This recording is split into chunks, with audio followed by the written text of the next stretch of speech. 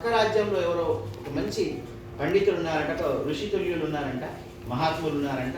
పిలిపించుకుందామని అతి కష్టం మీద ఆయన మొత్తం మీద పిలిపించుకోగలిగి, అయ్యా మాకు ఇంత సుసంపన్నమైన రాజ్యంలో మేము ఇంత బాగా పరిపాలన చేస్తున్నాము, మాకు ఇంత రాజ్యం ఉంది, కానీ మనుషులే దిక్కులైపోయినారు, ఎవరికి సంస్కారం లేకుండా పోయింది, ఎవరు కూడా ఒకరిని ఒకరు గౌరవించుకోవట్లేదు, అరాచకమైనటువంటి వ్యవస్థ ఏర్పడింది. కారణం ఏంటంటే ఆయన కొద్దిసేపు ఆలోచించి అడిగినారంట, మీ మీ రాజ్యంలో కవులు ఉన్నారా అని అడిగినారు. కవులు లేరు అన్నారు. కవిత్వం ప్రవహిస్తుందా?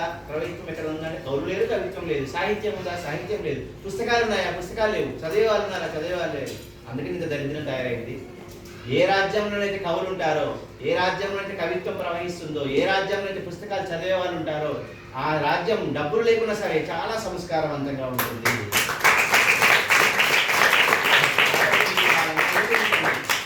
ఆదరించండి, వాళ్ళని ప్రోత్సహించండి, వాళ్ళని సన్మానించండి.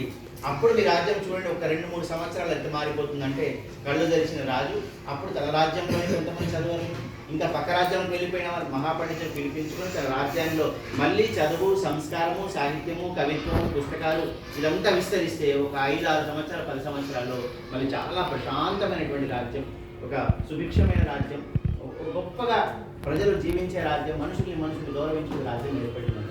మరి దీన్ని బట్టి మనకు అర్థమైంది ఏంటంటే, ఒక సమాజం ప్రశాంతంగా ఉండాలన్నా, మనుషులు ప్రశాంతంగా ఉండాలన్నా సాహిత్యం బాగా